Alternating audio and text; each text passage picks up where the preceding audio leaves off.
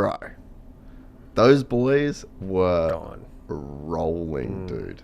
And, like, third place, so far. What was it, gone. like 30 seconds back? Maybe more. Yeah. And there must just be, like, a level of intensity Yep. that guys can push each other to.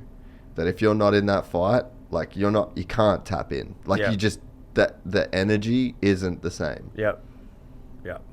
I mean, it's true, but I think being in that, I'm trying to think of, like, what it feels like when you're in that position, you know, when you're thriving and you feel it, when you're doing something the way you want to, that's what they're doing. You know what I mean? And I think Jett too had more control than what we think. Like, in that second moto, like, I think he knew what he was doing. Mm-hmm. Not saying he was toying with them completely, but he knew what he was doing. We were standing on top of the hill, on top of the Fox bus, and it was me, Anna, and my brother, and we're up there, and Matty's like, dude, Tomac's right there, and I said to him, Jett is the king of leading by a second. Mm-hmm. If you ask him, he's probably like, nah, I couldn't have gone any faster. But it's like he's so ingrained. It's like Darren has just ingrained it into him. Yeah. That you just need to stay a second ahead or 2 seconds ahead. Because you never see him win races by 30, 40 seconds. No. He's just that. No. It's not the way that they built that kid to ride. No. Because I think they just learned from James. You know, like the old mentality, the generation before, was just win by a minute. Yep. Win by a minute. Win, like, just completely dominate these dudes. And you saw it when Jett had his perfect season. You saw it, like, how many of those races did he just... It's right there. Yeah. Just won. Yeah. But it's like, did he just win? Mm-hmm. I think it's what you're saying. It's control. Like, that's hard, because that shows confidence. You know how that is. Like, when you have control over yourself and what you're doing, like, it'd be easy to be like, yeah, I want to go win by 30 seconds. Yeah. It'd be easy to take the carrot and run. Mm-hmm. But if he really has that much control and does that, then that shows you he's a strong individual. I was driving in there, and I saw the first quali, 2 seconds. And I'm like, I just don't know that he gets the respect he deserves. Like, I think it was 2.7. So, bro, I mean, that's... Whew. He just did his ACL 3 months ago. And then rehabs, misses the entire season, comes back, and is not 2.7 seconds faster than everyone, 2.7 seconds faster than second. Like, he was like 6-7 seconds faster than some of the dudes in the top 10. Yeah. It's like, hey guys, I think we all need to just finally accept that this might be the best dude ever. Like, everyone wants to discredit.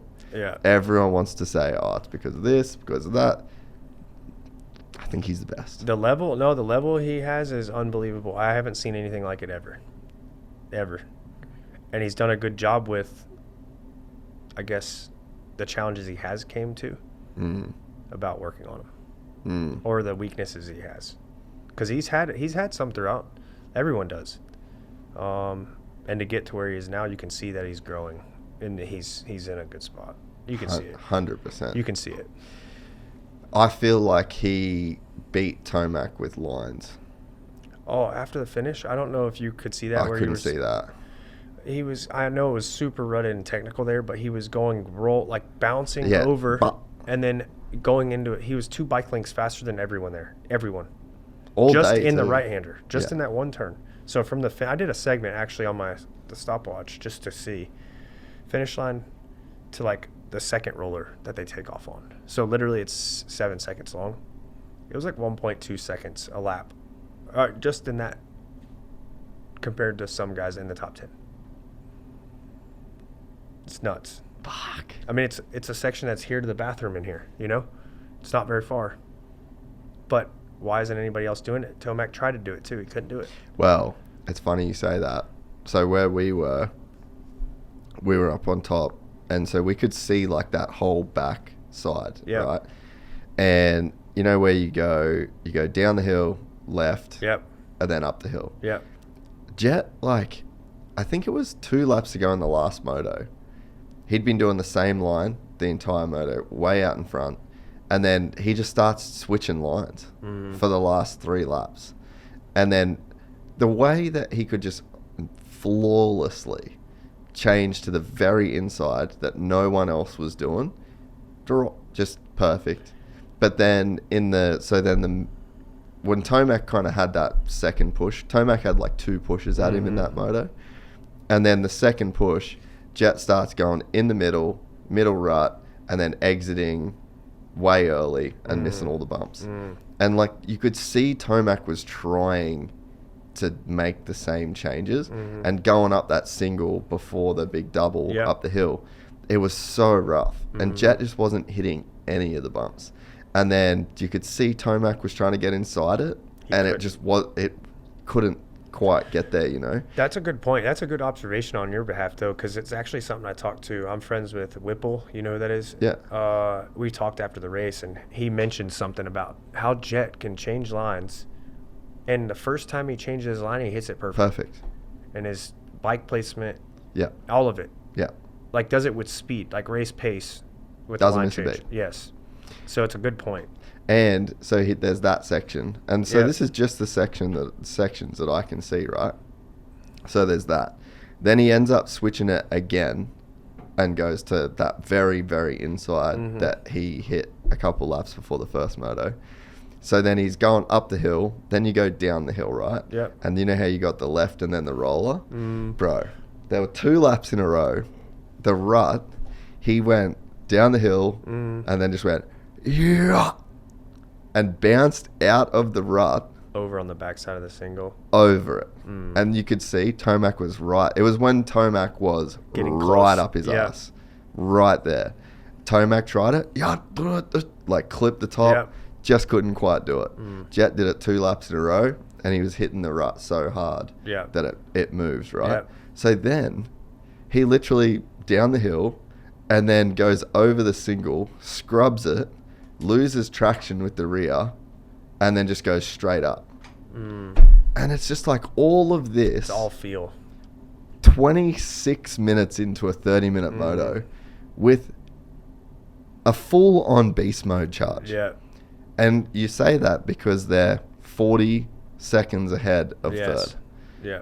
So it's like to be able to make those decisions and just to have the, like, I think is what you said, you know, like that confidence in yourself that you can just be right there. Like, dude, it was incredible. Yes. Crazy performance. It's going to be a good summer, too, because I think hopefully we have everyone healthy. Like, it's just cool to see everyone on the gate. You know what I mean? I think that's awesome. And I actually saw a little bit of spark out of Cooper, to be honest. Yeah. Justin Cooper first moto, but then second moto, actually Cooper Webb showed a little bit of spark. Yeah. I'm not saying his speed was super good, but I saw a little bit of fight in him. And that actually was cool for me to see because I know it's hard. It's hard to make that adjustment after a long year of Supercross. Bro, I wouldn't fucking show up. Yeah, it'd be hard. No way would I show up. So, like, it'd be cool if everyone's there every race. Already bank like $3 million for the year. Yeah. Fuck that, I ain't racing outdoors, bro. I'm done, See you dude. next year. Yeah, see you next year, bro. Yeah. No, man, it was cool. And, dude, Eli was ripping. If you enjoyed this content, please like and subscribe. And to listen to the full 3-hour podcast, search Gypsy Tales in your favorite podcast platform or click the link in the description below. Gypsy Gang.